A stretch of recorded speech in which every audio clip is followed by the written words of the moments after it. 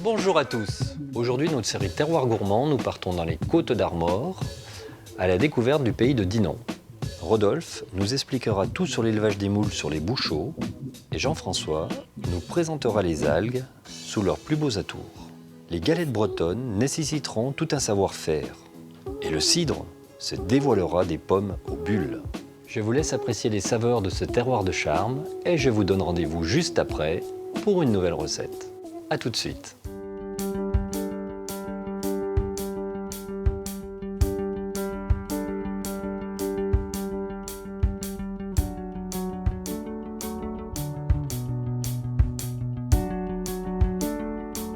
S'étirant le long de la Rance et de son estuaire, le pays de Dinan se partage entre une campagne vallonnée au sud et la côte d'Émeraude au nord. À cheval entre les départements des Côtes d'Armor et d'Ille-et-Vilaine, ce territoire de Haute-Bretagne s'étend depuis les polders du Mont-Saint-Michel à l'est, aux côtes découpées de l'embouchure de l'Arguénon à l'ouest.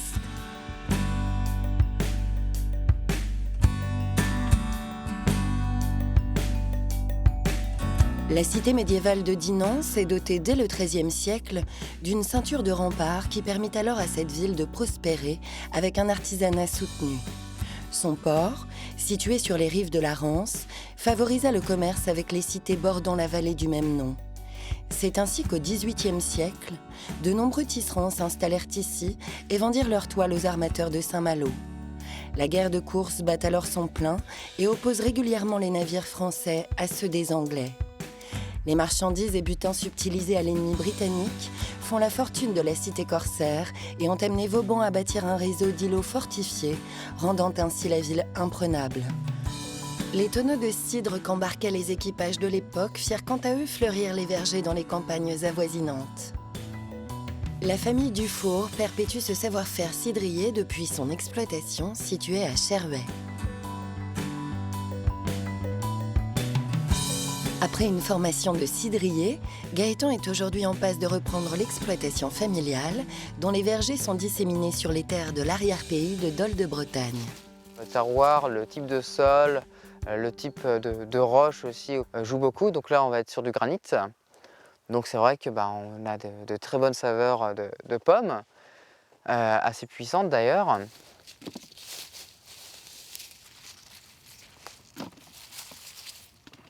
Elle est reconnaissable surtout à sa forme. Donc en fait, elle n'est pas ronde comme les autres qui vont être un petit peu plus loin.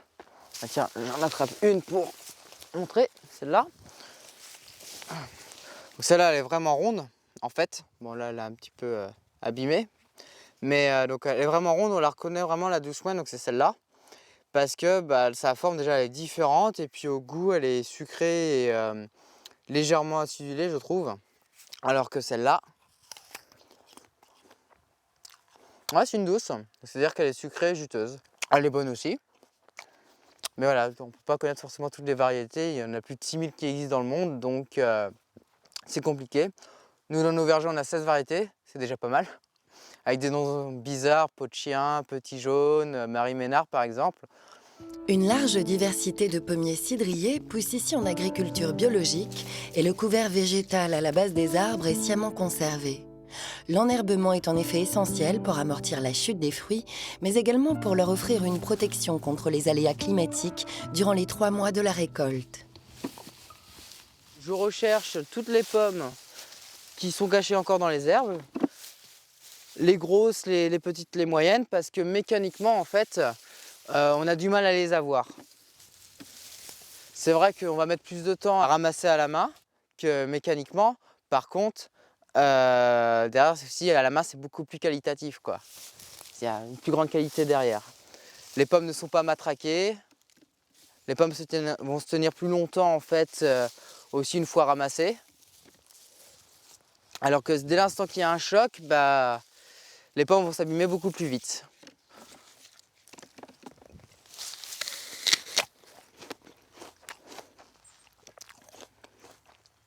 Juteuse, sucrée en plus, et légèrement acide. J'aime bien. Quand je goûte, je regarde déjà le stade de maturité, déjà en mettant mon doigt dessus. J'enfonce, j'ai le jus, ça rentre tout seul, donc c'est vraiment parfait. Donc là, il est temps de la ramasser. chaque pomme vraiment a ses caractéristiques. Soit elles vont être précoces, soit elles vont être vraiment juste pile poil dans la saison, soit elles vont être tardives. Et chaque variété de pomme a ses caractéristiques après au niveau de la fermentation des jus pour les cidres. Les fruits récoltés sont ensuite transportés jusqu'à Scherbex pour être transformés en cidre. Gaëtan et son père effectuent alors un deuxième tri qui garantira la qualité de la cuvée à venir. Celle-là, je ne l'avais pas vue. Voilà, en fait, je suis en train de trier les pommes. Tout ce qui va être en surmaturité. Donc ça, je les enlève et je les mets dans le bac qui est juste derrière moi. Donc c'est un jeu de vitesse, en fait, et de réflexe. Par exemple, celles-là, elles sont noires, ça veut dire qu'elles sont pourries. Donc celles-là, je ne peux pas les mettre pour le futur cidre. Par contre, celle-là, elle est bien. Il n'y a pas de terre, elle n'est pas abîmée. Et en plus de ça, elle n'est pas pourrie, donc celle-là, je peux les mettre. Après avoir été lavées, les pommes sont broyées, puis la purée de fruits obtenue est pressée afin de séparer le marc du précieux jus. Il est alors disposé en cuve et la fermentation nécessaire à l'obtention du cidre peut enfin commencer. La transformation des sucres en alcool est ainsi contrôlée scrupuleusement tout au long du processus. On a 1060.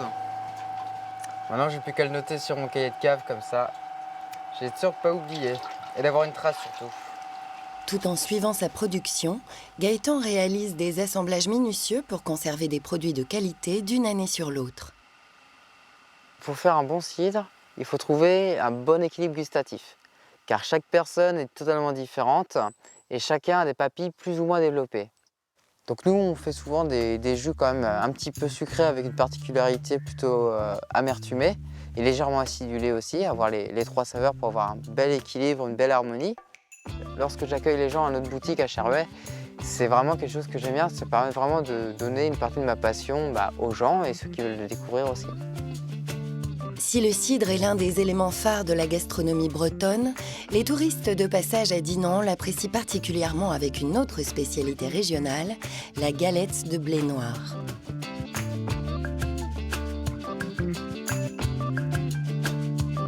Dans leur camionnette, aménagée en véritable cuisine ambulante, Sandrine Quesnay et sa collègue Isabelle perpétuent une tradition gourmande. J'adore ce bruit. Le bruit, l'odeur, parce que vous ne l'avez pas, mais nous on a l'odeur.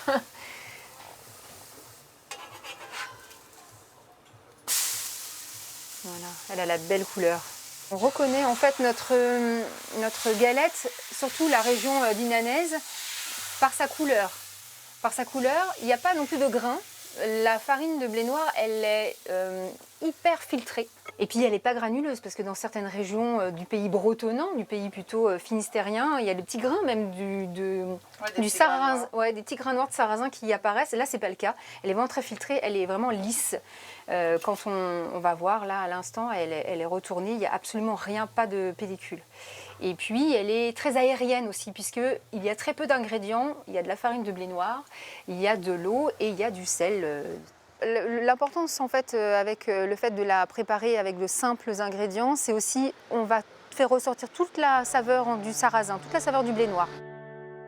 Originaire des plaines d'Asie orientale, le sarrasin a été introduit sur les terres armoricaines au XVIe siècle. Si la plante se développe sur des sols pauvres, la saveur de cette graine unique aura inspiré de nombreux gourmets. Le goût du sarrasin va s'associer avec plein de choses. C'est l'avantage en fait du sarrasin. Alors traditionnellement dans la région, c'est quand même la galette saucisse. Donc la saucisse vient de la région rennaise, donc l'Ille-et-Vilaine, et la galette vient du pays gallo, le pays un peu Côte d'Armor. Ouais. Mariage des deux, galette saucisse. Et c'est un incontournable des festivals. C'est vraiment un produit phare, c'est quelque chose qui en effet plaît beaucoup. Et viendrait juste derrière peut-être de la galette complète avec œufs, jambon, fromage, c'est quand même ce qu'on fait. C'est comme une tradition de la semaine, hein. Certaines régions, le poisson, et ici, la galette du vendredi soir, c'est incontournable. Merci. Donc là où on met une sauce ou pas, mais bon, les puristes, ils vous diraient surtout pas de sauce. Hein. Surtout pas. Hein. Ça perd le goût quand même. Ah bah, Là, on a une vraie galette saucisse là. Le fait d'amener un camion comme ça avec de la galette et de la crêpe, c'est plutôt la convivialité en fait. C'est le côté populaire qui existait dans le temps et on revient toujours à ce côté un peu populaire vintage comme on dit aujourd'hui. Mais ça plaît énormément, la proximité, le fait de parler avec les gens, de faire à manger auprès d'eux. C'est un vrai régal et un vrai plaisir, mais je pense des deux côtés, sincèrement.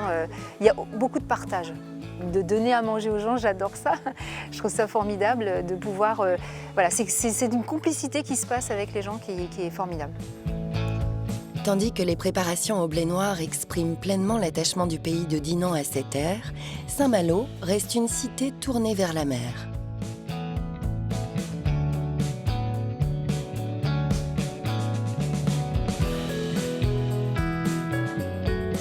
En ce début novembre, une effervescence un peu spéciale anime les bassins de la ville.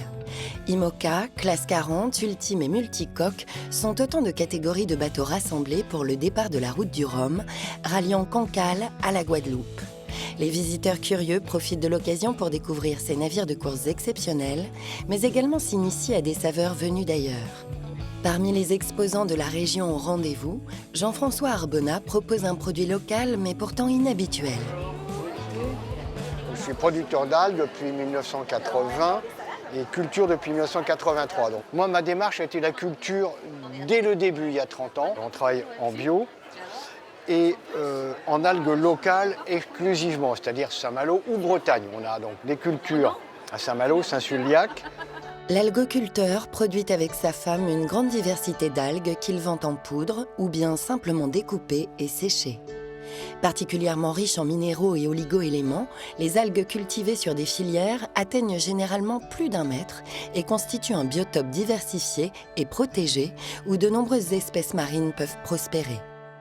Les algues sont des végétaux particuliers et on voit que les crampons ne sont pas du tout des racines, même si ça ressemble. Donc elles ne puisent pas les minéraux par ces crampons qui n'ont d'autre fonction que de fixation, mais elles pompent les minéraux dissous dans l'eau de mer par toute la surface de la lame, le tal. Voilà. Vous voulez goûter, messieurs, dames? Tartare d'algues maison?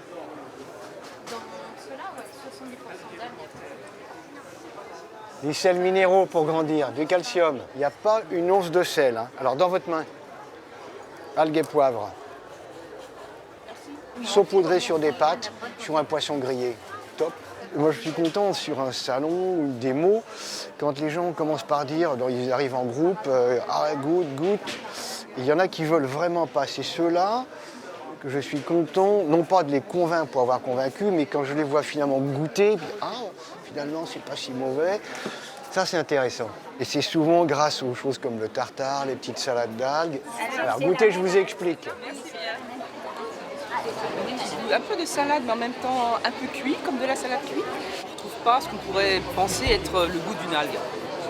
Non, c'est très bien. Je trouve que c'est une excellente idée de faire découvrir. Et surtout de faire déguster. Parce que faire déguster, c'est aussi s'ouvrir aux autres.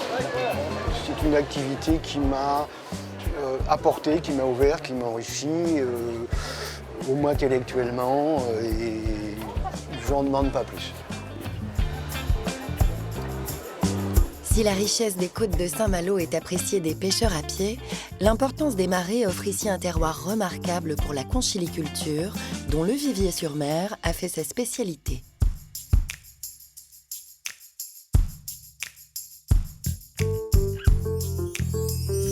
Importée de Charente dans les années 50, la culture des moules dites de bouchot est devenue une spécialité de la zone. La profession, autrefois difficile et laborieuse, a évolué fortement dans les années 70, avec entre autres l'apparition des célèbres bateaux amphibies, comme celui que conduit aujourd'hui Rodolphe Salardenne. C'est une passion depuis tout petit, j'allais avec mon père et j'ai toujours voulu faire que ça et je ne fais que ça. Voilà, ça fait maintenant 20 ans que je travaille et je viens, c'est juste du plaisir, tous les jours. Bon, là, on est en train de récolter les moules qui sont fixés sur les pieux de bouchot. Je vais mettre jusqu'au fond, je ferme et je remonte tranquillement. Et toutes les moules sont dans la pêcheuse. Je n'ai plus qu'à les mettre dans les box sur le bateau. On attend que les moules arrivent à maturité, qu'elles dépassent au moins 4 cm et qu'elles soient à l'intérieur soient bien remplies pour qu'on puisse les consommer. Mais avant d'obtenir une moule prête à déguster, de nombreuses étapes sont nécessaires.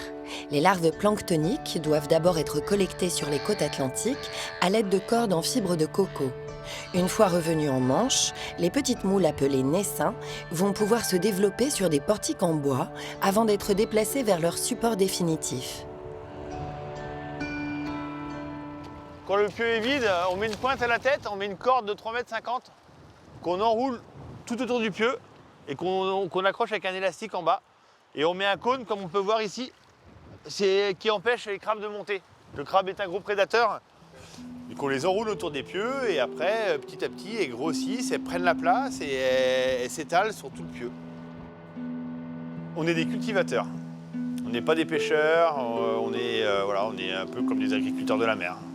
On sème et on récolte un petit peu et on travaille le produit surtout.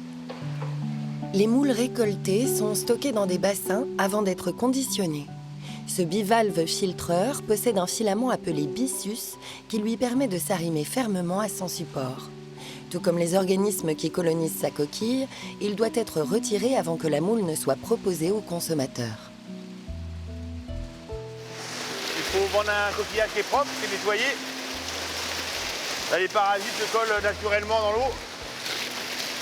Donc il faut déjà la laveuse nettoie principalement, enlève le plus gros. Et là, il y a un petit travail de finition. Il n'y a qu'en France qu'on fait de la moule sur bouchot. Il n'y en a pas ailleurs. On est quand même le plus gros centre en France de production. Il y a 10 000 tonnes de moules qui sont produites au Vivier-sur-Mer. Expédiée et vendue à travers toute la France, une partie de la production de Rodolphe fournira directement les restaurateurs locaux. Je t'amène la commande du jour. Ouais, super. Bon, Charlie, tu vas nous les préparer comment ces moules? Alors là, Rodolphe, on va les faire les plus simplement possible. La marinière, c'est comme ça que c'est les meilleurs. Bien sûr. Donc, on va se faire 2 belles portions. Un petit peu de mélange, là, c'est un peu notre petit ingrédient secret. Avec échalote, persil, coriandre, céleri. Un peu de poivre, on allume tout ça, un peu de muscadet bien sûr, on est bien. Jean-Luc Tonneau descend lui aussi de l'une des familles pionnières venues s'installer au Vivier il y a 70 ans. Lui-même conchiliculteur, il apprécie également faire découvrir aux gourmands ses spécialités. C'est bien chaud. Voilà, messieurs, dames. Oh, les moules! Voilà. Et là, vous allez me dire ce que vous en pensez par rapport à ce que vous avez mangé. Alors, des moules de Bouchot. C'est moules de Bouchot de la baie du Mont-Saint-Michel. C'est ça qu'il faut... Alors, c'est Comment, quoi? C'est une AOC? C'est une AOP, ouais. Une AOP. C'est la première AOP de la mer. D'accord. On est allé avant En baie de Somme. en baie de Somme, où on avait des moules toutes petites. Donc c'est vrai que c'est complètement différent. Oui, c'était des moules. Et puis celle-ci, Elles étaient bonnes aussi, Et- mais celles-ci sont bien et meilleures. l'appellation était Bouchot aussi. Oui, ça n'a rien à voir. Bouchot par la technique. Ouais. Mais en fait, ce qui est plus important à la limite, c'est l'origine. Je découvre des moules qui sont charnues, qui sont parfumées, qui sont d'une jolie couleur. Voilà. Franchement, très très agréable. Beaucoup de goût, une surprise, une excellente surprise. Les gens, quand ils vont, surtout sur la côte, quand ils vont en vacances, les gens ils veulent manger des moules frites. On travaille dehors, on travaille un produit du début à la fin. Et voilà, quand on a les clients au téléphone qui nous disent oh, vous avez un super produit, ben voilà, on a le sourire, on a le... Voilà, c'est pour ça qu'on fait ça. Et tandis que Rodolphe s'efforce de satisfaire des clients gourmands, d'autres œuvrent à développer des méthodes d'élevage innovantes dans les campagnes vallonnées d'Evran.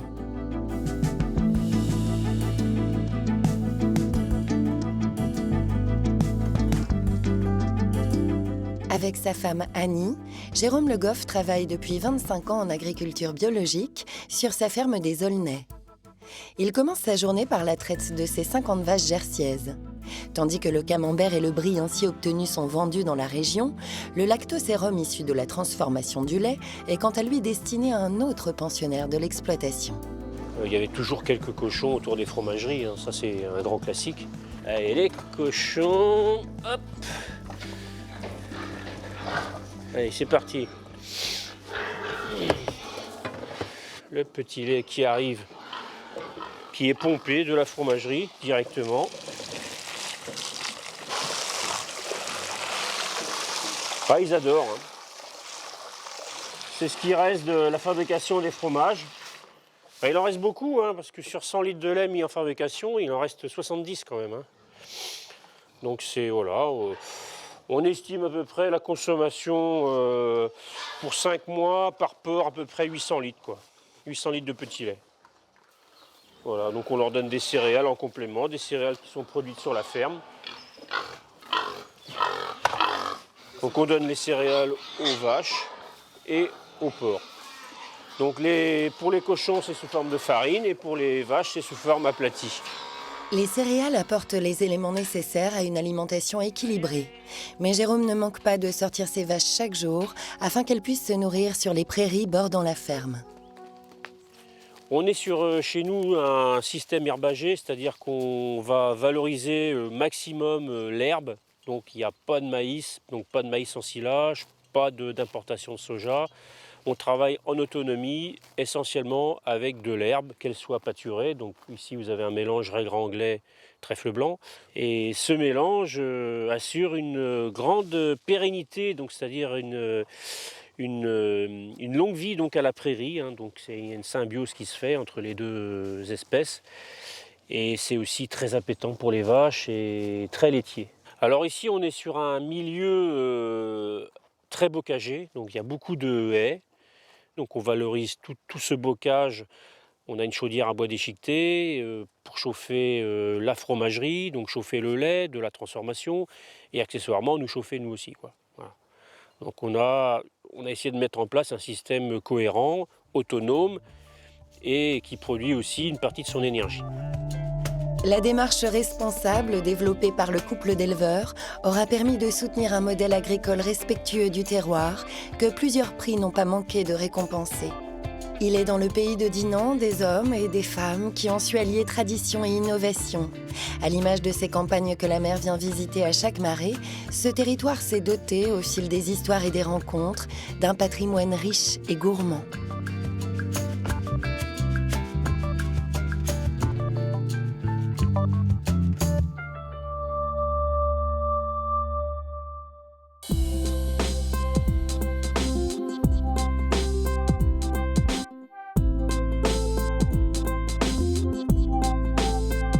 Aujourd'hui, je vous propose un poulet de l'Arguénon au cidre, mousseline de topinambour. Pour réaliser cette recette pour 4 personnes, il vous faudra, pour le poulet de l'Arguénon au cidre, un poulet fermier de l'Arguénon d'environ 1 kg, 30 centilitres de cidre, 5 centilitres de chouchen, 5 échalotes, 3 cuillerées à soupe de crème fraîche épaisse, 2 pommes rainettes d'armorique de préférence, 75 g de beurre demi-sel, une demi-botte de cerfeuil. Pour la mousseline de topinambour, 500 g de topinambour, une échalote, une branche de thym frais, 2 centilitres d'huile d'olive vierge. Pour le poulet de l'Arguénon au cidre, découpez les cuisses et les suprêmes de volaille en morceaux, puis les redécoupez en deux. Surtout, allez bien chercher les fameux solilès par en dessous. Dans une cocotte, les faire dorer avec la moitié du beurre à feu moyen. Il est important que le fond de la casserole soit bien occupé pour ne pas que ça brûle. Épluchez et émincez les échalotes. Les ajouter avec les morceaux de poulet et les faire dorer encore 5 à 6 minutes. Saler et poivrer. Mouiller avec le cidre et le chouchen. Couvrir et faire réduire, puis laisser mijoter 20 minutes à feu doux. Peler les pommes, les couper en 4 et les épépiner. Les ajouter dans la cocotte avec le reste du beurre. Laisser cuire 5 minutes à découvert sur feu vif pour réduire la sauce. Ajouter la crème fraîche, couvrir et cuire encore 20 minutes à feu doux. Pour la mousseline de topinambour, éplucher et ciseler l'échalote. Puis peler et tailler grossièrement les topinambours.